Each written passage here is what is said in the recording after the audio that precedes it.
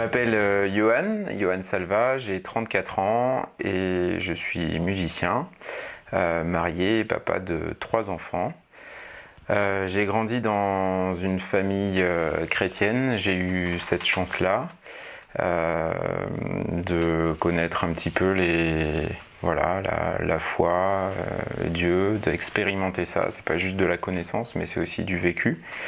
Et à l'âge de 12 ans à peu près, alors que j'avais fréquenté une église régulièrement, et une question que je me suis posée, c'était un petit peu, si ce soir tu devais quitter cette terre, si tu devais mourir, où est-ce que tu irais ? Et la réponse c'était, je sais où est-ce que je devrais aller, mais par contre j'ai pas vraiment pris de décision personnelle avec Dieu. Alors ce soir-là, je me suis mis à genoux dans ma chambre et puis j'ai pris cet engagement avec Dieu de marcher à ses côtés. J'ai pris un petit peu plus conscience de ce qu'il avait fait aussi pour moi. Et ça a été un moment fort qui s'est traduit quelques années plus tard par le baptême aussi. J'ai toujours grandi avec cette certitude que Dieu était présent dans ma vie. J'ai toujours grandi avec cette certitude que je pouvais lui faire confiance et qu'il s'occupait de moi. Et ma mère avait peu de revenus et mon père ne vivait pas avec nous. Et j'ai grandi sans lui et du coup il y a eu quelques moments un petit peu difficiles sur le plan financier, mais quand je regarde aujourd'hui un petit peu dans mon passé, que je fais le point, je vois bien que j'ai jamais manqué de quoi que ce soit et que Dieu s'est toujours occupé de moi, de nous. Et pour moi, être chrétien aujourd'hui, c'est vivre quelque chose de fort qui peut se vivre au quotidien. C'est une relation de confiance avec Dieu, parce que je pense qu'avoir la foi, c'est simplement une question de confiance. Je suis assis sur une chaise, je fais confiance à cette chaise. Et je me dis que simplement si je fais confiance à cette chaise, pourquoi je ne ferais pas confiance à Dieu qui est créateur, qui est bien plus grand que moi, qui a tout mis en œuvre pour que je puisse être sauvé, être pardonné. Et je pense qu'un des autres points aussi de la foi, de comment je le vis, c'est de mettre le pardon au centre. Le pardon, accepter le pardon de Dieu pour soi, accepter quoi que ce soit qu'on ait pu faire dans notre vie, quoi que ce soit qu'on fasse, il y a toujours une possibilité de revenir vers Dieu et une possibilité d'être pardonné et peut-être accepter aussi que les autres nous pardonnent et peut-être aussi le plus difficile, accepter de se pardonner à soi-même. Mais quand on a compris cette notion du pardon, qui est finalement au cœur du message de l'Évangile, on a aussi l'envie, j'espère, ou en tout cas le devoir de se pardonner mutuellement les uns aux autres et de pardonner aussi à notre prochain. Et je pense que c'est ce à quoi Jésus nous appelle à vivre. Et je pense vraiment que le pardon, ça peut changer les vies, ça peut changer la vie. Et moi, je le vois dans ma relation avec mon père, qui a été absent, qui a commis pas mal de choses qui étaient dont on aurait pu l'accuser. Et j'ai des choses à lui reprocher. Aujourd'hui, il est parti, mais ces choses-là que j'avais à lui reprocher, à un moment, j'ai décidé de les laisser de côté et de dire je pardonne et j'avance. Et je pense qu'on est tous conscients que c'est plus facile d'avancer plus librement, plus vite, mieux, quand on s'est déchargé de ses fardeaux plutôt que d'avancer avec des boulets au pied. Voilà un petit peu ce que c'est pour moi que d'être chrétien, comment je le vis dans mon quotidien, avec simplicité. J'espère avec authenticité. Dieu se manifeste dans ce que je suis. Je sais que je suis quelqu'un avec des qualités, avec des défauts. Je sais que je suis imparfait devant lui et je sais même que je suis plus qu'imparfait. Mais c'est d'ailleurs le titre d'une de mes chansons. Mais je le vis simplement comme ça. Et je pense que Dieu attend aussi de nous une relation simple, une relation qui est vraie. Et on peut s'approcher de lui, on peut lui parler simplement en priant avec des mots simples. Il n'y a pas forcément de règles à suivre ou ce genre de choses, mais moi je le vis vraiment comme une relation personnelle qui est enrichissante, qui est bienfaisante. Je suis musicien depuis tout petit en fait. J'ai commencé la musique quand j'avais 10 ans. C'est tard, penseront certains, ou tôt, penseront d'autres.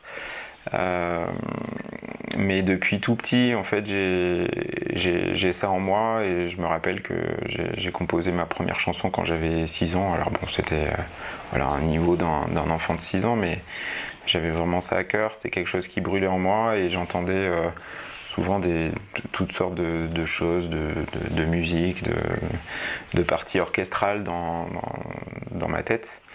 Et j'ai été rapidement conduit à rejouer ça, à le transcrire sur des instruments, sur des partitions. Alors j'ai commencé avec le violon, j'en ai fait pendant 7 ans. J'ai pris des cours, ça m'a donné de la rigueur, l'envie ou en tout cas le besoin de travailler pour réussir. C'est quand même un instrument qui est très difficile. Et puis après, quelques années plus tard, j'ai commencé à apprendre le piano, mais cette fois-ci plus ou moins en autodidacte. Et puis après, la guitare, la basse et un petit peu de percussion aussi, ce genre de choses. Donc j'ai aujourd'hui la chance d'être polyvalent, même si j'excelle dans aucun instrument. Je suis spécialisé dans rien, mais je peux jouer de tout assez facilement et m'intégrer dans différents projets. La façon dont j'ai appris à jouer du piano, j'ai pris des cours pendant 2 ans avec une prof qui était très bonne pianiste, virtuose du piano, très jeune et pas très pédagogue. Elle m'a un petit peu dégoûté du piano et finalement ma mère m'a dit bah écoute, on essaie une dernière fois avec un autre prof. Et cet autre prof là m'a dit bah qu'est-ce que tu veux jouer? Et moi j'avais pas l'habitude qu'on me propose de jouer ce que j'avais envie. Et alors j'ai réfléchi, puis j'ai dit, moi j'aimerais bien jouer tout ce que j'entends à la radio, toute la musique qui me plaît. Est-ce que c'est possible de le rejouer d'oreille? Et il me dit, oui, c'est possible. Et pour la prochaine fois, tu viens avec une chanson que t'aimes bien. Et à l'époque, c'était Aller plus haut de Tina Arena. Commence à dater un petit peu. Les jeunes pourraient écouter. Et puis j'ai commencé à chercher quelques accords. Je savais même pas que ça s'appelait des accords à l'époque. Et je lui ai joué, il m'a dit ouais, c'est bien, continue comme ça, tu peux renverser cet accord-là comme ça. Et en fait, le cours durait 20 minutes. Il y avait peut-être 1 ou 2 minutes au début du cours et 1 ou 2 minutes à la fin du cours. Et le reste du temps, il partait fumer une cigarette avec le prof de clarinette. Et ce gars-là, il m'a pas appris grand-chose et en même temps, il m'a tout appris. Il m'a montré que c'était possible d'apprendre par soi-même. Il m'a montré qu'il fallait aussi beaucoup de travail pour y arriver. Il était vraiment excellent pianiste aussi de son côté. Et c'est comme ça finalement que je suis devenu autodidacte de la musique pour tout ce que je fais aujourd'hui. Alors il y a ce côté musique live que j'ai, parce que je suis auteur, compositeur et interprète. Et à l'âge de 14 ans, j'ai commencé à écrire des chansons un petit peu plus sérieusement. À l'époque, j'étais leader d'un groupe de rap mélodique dans le sud de la France. J'ai grandi à Nice. Et puis on parlait de Dieu de façon très directe. C'est beaucoup moins le cas aujourd'hui dans ma démarche, mais c'était de la musique qui plaisait et qui interpellait les auditeurs, qu'ils soient croyants ou non. Et puis j'ai continué à faire de la musique et petit à petit mon style a évolué. J'ai arrêté ce groupe-là à l'âge de 18 ans et j'ai continué après mon chemin en développant mon propre style qui aujourd'hui est à mi-chemin entre la chanson à texte et le rock alternatif. Alors ça dépend si je joue avec des musiciens ou en acoustique, mais tout est en français en tout cas. Et la démarche, la vision, c'est de dire je suis chrétien, ça fait partie de ma vie, mais il n'y a pas que ça qui fait partie de ma vie, il y a aussi plein d'autres choses. Et je parle de ce que je suis avec toutes les composantes de ma vie, donc mes chansons parlent du quotidien. Et je m'adresse aussi à un public chrétien, mais pas que, un public non croyant. Donc je parle de Dieu, bien sûr, qu'on en parle dans un concert.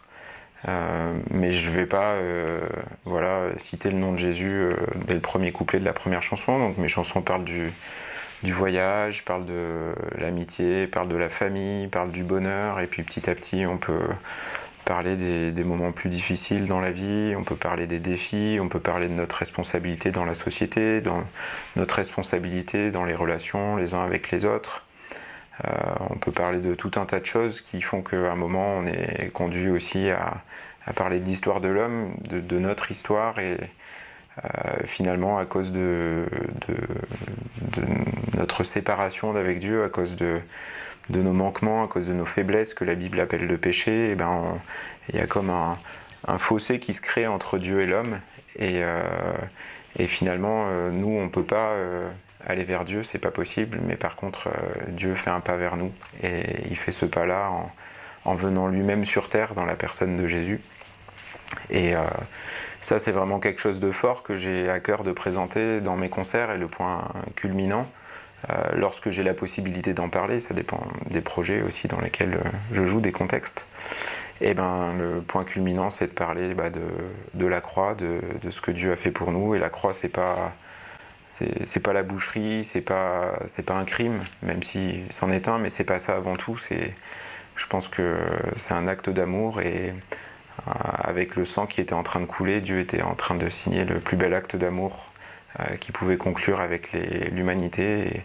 Et dans cette humanité-là, il y a moi, dans mon humanité, et il y a chacun des auditeurs, et j'espère aussi les rejoindre en leur partageant un petit peu de ce que je suis, de cette foi, avec des mots simples. Alors voilà un petit peu au niveau de mon parcours musical, ça c'est le côté un petit peu live. J'ai des chansons, j'ai mon répertoire, j'écris, je compose, j'arrange, j'orchestre moi-même mes musiques. Mais soit je joue seul, soit je joue avec des musiciens, mais je suis aussi musicien pour d'autres groupes et d'autres artistes, chrétiens ou non. Et puis le deuxième volet de mon activité musicale, c'est de former l'enseignement. Donc je donne des cours. Pendant plusieurs années, j'ai été prof de musique actuelle dans une école sur Lyon, une école associative. Et puis des cours particuliers, des formations sur le jeu en groupe, aider aussi des groupes de musique, des groupes de louanges de certaines églises pour leur apprendre à jouer ensemble, à mieux conduire le chant dans l'église, à plus se libérer dans ce domaine-là. Et donc ça c'est un petit peu le deuxième volet, même si moi-même je ne fais pas de louange à proprement parler. Je suis pas dans le style worship comme on appelle ça aujourd'hui, mais je le fais régulièrement, mais dans mes productions c'est pas ce vers quoi je tends, parce que je pense que la musique c'est quelque chose de très vaste, et il y a beaucoup de choses à dire de différentes manières, et je pense que dans notre milieu chrétien aujourd'hui, peut-être un petit peu moins maintenant, mais en tout cas ces 15-20 dernières années, on a beaucoup produit, écouté de louanges, et je pense que c'est un petit peu réducteur, et que Dieu nous appelle à être créatifs, et Dieu c'est le plus grand des compositeurs pour moi, et on ne peut pas se restreindre uniquement à cela, et Dieu nous a créés humains, et il nous demande d'être attentifs aussi à ce qui nous entoure. Et j'aime cette diversité-là, j'essaye de la traduire aussi dans ma musique. Alors je me dis que voilà, il y a plein de chanteurs, d'auteurs, compositeurs qui écrivent très bien de la louange, et je leur laisse bien volontiers ce créneau-là, et j'essaye de proposer quelque chose de différent, peut-être d'atypique pour des gens qui ont l'habitude d'écouter de la louange, et puis simplement d'être créatif à ma manière.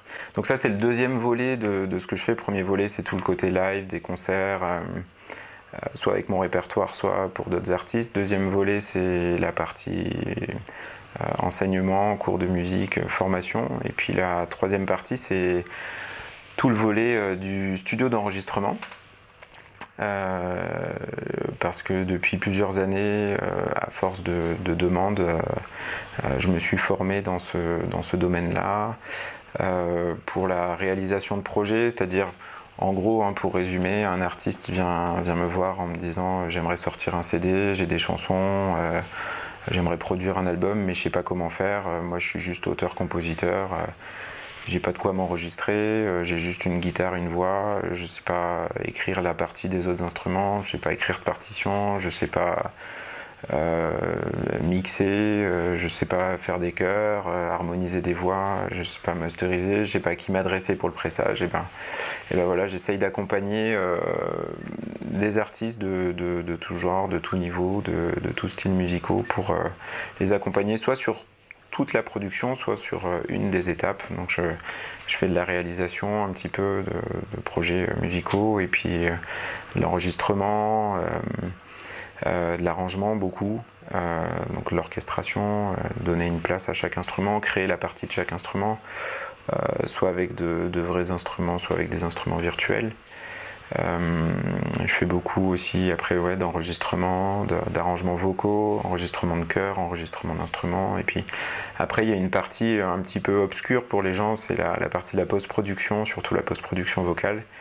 C'est-à-dire qu'entre le moment de l'enregistrement et le moment du mixage, on va corriger la justesse des voix. Et on va bien les recaler ensemble. En gros, je suis tricheur professionnel, voilà, on peut le dire. Et puis voilà, je travaille aussi en collaboration avec pas mal d'autres techniciens et artistes, parce que voilà, quand on arrive à mettre en commun des ressources, des connaissances, des talents, on arrive à aller plus loin. Hein. Le proverbe, seul on va plus vite, mais à deux ou à plus, on va plus loin. Et puis voilà, après toute cette étape, il y a aussi l'édition de partitions. Alors la grande actualité en ce moment, c'est que je viens de sortir un nouvel album, le quatrième production musicale. La première était en 2010, s'appelait Les larmes du ciel. La deuxième, c'était en 2012 et s'appelait Plus qu'un parfait. La troisième est en 2016 et s'appelait En théorie, notamment sur le thème de l'amour. Parce qu'en théorie, l'amour c'est simple, mais comme disait Pierre Desproges, un jour j'irai vivre en théorie, parce qu'en théorie tout se passe bien. Et puis le troisième, donc c'est Blablabla, qui est en train de sortir. Là, on vient de les recevoir. On a fait un financement participatif à hauteur de 10 000 € qui a été atteint avec succès. Et je voudrais remercier tous les auditeurs qui ont participé. C'est un album qui, en fait, Blablabla, c'est vrai, pourquoi ce titre-là, on me demande régulièrement. À la base, je pense que c'était un peu une grosse blague, en fait. On ne trouvait pas de titre pour l'album. Et comme il y avait une chanson dedans qui avait pour projet de s'appeler Blablabla, on a dit bon, on va l'appeler Blablabla en attendant. Et puis finalement on s'est dit mais les chansons elles parlent tellement du quotidien, et finalement les mots font notre quotidien. Moi j'aime bien les mots, j'aime bien le sens des mots, j'aime bien jouer avec les mots, j'aime beaucoup la poésie. Et on est toute la journée, pour la plupart d'entre nous, en train de parler pour communiquer, pour tout et rien dire à la fois. Et je me suis dit voilà, que c'était un mot qui permettait de rejoindre l'esprit de cet album. Il y a des chansons qui parlent un petit peu de différents sujets, parlent vraiment du quotidien pour rejoindre chacun dans ce qu'il vit et lui proposer des sujets de réflexion, aussi des petits refrains bien sympathiques qui ont donné la pêche pour avancer au quotidien. Par exemple, une chanson sur la persévérance, une chanson sur le temps qui passe. C'est vrai qu'en France, j'ai l'impression que c'est un petit peu tabou de parler du vieillissement, et pourtant on est tous en train de vieillir. Et un jour ma fille m'a fait remarquer que j'avais des poils blancs dans la barbe. Et puis quelques mois après, on a compté, j'en avais 14, aujourd'hui elle ne peut plus les compter. Il y en a trop. Et du coup, il y a une chanson qui s'appelle Des poils blancs dans la barbe qui nous permet de réfléchir sur voilà, sur notre condition, sur le fait qu'on vieillit, et puis de se dire, à un moment, on ne peut pas vieillir éternellement, à un moment il faut partir, hein, comme on dit. Et après, qu'est-ce qu'il y a? Et il y a cette phrase de Billy Graham, qui était un prédicateur chrétien qui nous a quittés il y a déjà un an ou deux, et qui disait un jour vous entendrez dire, il disait ça dans ses vieux jours, un jour vous entendrez dire que Billy Graham est mort. Et il rajoutait, je paraphrase un petit peu son propos, ne vous inquiétez pas, ce jour-là, sachez qu'en fait, il sera vivant pour toujours et pour de vrai, quoi. Et j'ai repris un petit peu cette phrase-là à la fin d'une chanson humoristique. Il y a beaucoup d'humour, parfois un peu d'ironie, une pointe dans mes chansons, mais qui dit à la fin, lorsque vous m'aurez enterré, je serai plus vivant que jamais. Il y a une chanson aussi sur une phrase qui m'avait marqué quand j'étais au scout. Dans mon adolescence, un chef qui disait ouais, de toute façon, moi j'ai pas besoin de me laver parce que quand il réfléchit, il n'y a que les gens sales qui se lavent. Moi je suis propre, j'ai pas besoin de me laver. Et c'est vrai qu'autour de nous, peut-être il y a des gens un petit peu comme ça qui sont un petit peu négligents sur les questions d'hygiène. Alors il y a l'hygiène corporelle, mais il y a aussi l'hygiène spirituelle, c'est-à-dire que quand on reconnaît que notre cœur a besoin d'être lavé, parce que parfois souvent même notre cœur est noir de toutes sortes de choses qui peuvent venir le noircir, hein, de mauvaises pensées, des mensonges, des envies, de la jalousie, de mauvais désirs ou autres. Et on peut revenir à la source qui va permettre d'avoir de l'eau courante pour se laver. Alors c'est un petit clin d'œil avec une chanson sur un style un peu country. Et puis il y a une chanson sur les problèmes d'argent avec toujours un sens spirituel derrière. Une chanson sur la grâce, sur le pardon simplement. Dire que c'est quelque chose de gratuit dont on peut se saisir pour soi et pour le répandre aussi autour de nous. Une chanson sur l'engagement dans l'amour pour la vie, une chanson qui parle des noces, qui retrace différents anniversaires de mariage. Vous savez que chaque année de mariage on fête des noces. La première année c'est le coton, ensuite je crois que deuxième année ça doit être le cuir, 5 ans c'est le bois, et puis petit à petit il y a toutes sortes d'évolutions dans la vie. Et puis 25 ans c'est les noces d'argent, et puis 50 ans c'est les noces d'or, 80 ans, je vous le souhaite, les noces de chêne. Donc c'est une chanson qui parle un petit peu de ça, et j'ai pris plusieurs justement mots comme le bois, comme le coton, et je les ai mis dans l'ordre pour écrire une chanson qui m'a été inspirée par le parcours de vie d'un couple, où j'ai appris il y a quelques mois que l'épouse était décédée après 45 ans de mariage, un cancer qui l'a emporté violemment. Et j'avais envie d'en parler simplement dans une chanson avec beaucoup d'émotion, mais qui simplement nous permet de réfléchir aussi sur cette question-là. Il y a une chanson sur les papas, parce que c'est un défi d'être papa. Moi je suis papa de 3 enfants, c'est pas facile au quotidien, mais il y a aussi beaucoup de joie, je vous rassure. Et je pense que moi j'étais parfois admiratif des papas dans mon entourage. J'avais l'impression que tout roulait, c'était des super papas, quoi, limite avec une cape dans le dos, quoi. Et en fait, en discutant avec eux, en creusant la question, je me suis rendu compte que c'était un défi pour tous les papas, et certainement pour toutes les mamans aussi. Et de dire simplement, les papas, on a un rôle, et au lieu de vivre chacun ses galères dans son coin, on met ça en commun, on en parle, on rigole dessus, on partage notre vécu, nos émotions, nos défis, et puis simplement on parle de la vie, quoi. Je peux faire la chanson Endetté. C'est une chanson qui parle un petit peu de la crise, hein, comme on peut la vivre depuis de nombreuses années déjà en France, et quelqu'un qui croule sous les factures, il se fait mettre dehors de chez lui parce qu'il y a les huissiers qui frappent à la porte et qui lui rappellent chaque matin la réalité de sa vie. Et puis ce gars-là, il est complètement désemparé et en fait, il se souvient que dans son jeune âge, son père lui avait dit qu'il y avait un trésor qui était enterré sous le chêne. Mais lui, il y croit pas en fait, parce qu'il se dit je pense pas que ça soit vrai, même si c'était vrai, je vois pas en quoi un trésor pourrait changer le cours de ma vie. Je sais pas si c'est vrai, je sais pas combien il y a dans dans ce trésor-là. Et je crois pas que ça pourrait changer le cours de l'humanité. Et quelque part, c'est un petit peu ce qu'on vit aujourd'hui, c'est-à-dire que les gens savent qu'ils ont un problème dans le cœur, et s'ils s'en rendent pas compte, s'ils ne s'en sont pas encore rendus compte, tôt ou tard on en prend conscience, je pense, et on se rend compte qu'il y a un truc qui va pas, et parfois en fait quand on a un problème, on n'a pas envie de le régler parce que ce problème-là nous rassure.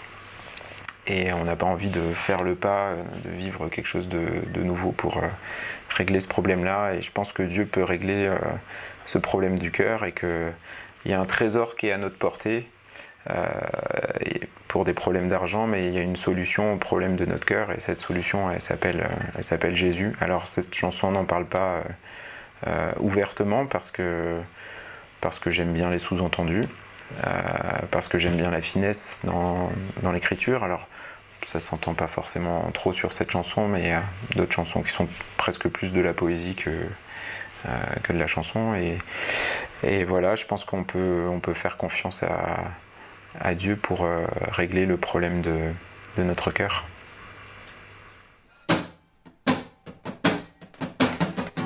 Le matin au réveil, c'est le cauchemar. Chaque jour je me lève, c'est la même histoire. Les huissiers à ma porte viennent frapper. Ouvrez-nous, remboursez, on va tout casser. J'ai claqué tout mon fric, je n'ai plus rien. Je suis en slip dans la rue et je meurs de faim. La facture colossale et les intérêts, je ne peux plus les payer. J'espère que quelqu'un pourra un jour effacer ma dette. Qui pourra ce jour la m'aider à la jeter par la fenêtre? Comment est-ce que j'ai pu tomber si bas? Les crédits, la faillite et les avocats. Le bilan s'alourdit jour après jour. C'est foutu, c'est la fin du compte à rebours. Je me souviens que mon père me racontait qu'un trésor sous le chêne m'était destiné. Je crois pas qu'une légende puisse changer le cours de l'humanité. Mais j'espère que quelqu'un pourra un jour effacer ma dette. Oh, qui pourra ce jour-là m'aider à la jeter par la fenêtre?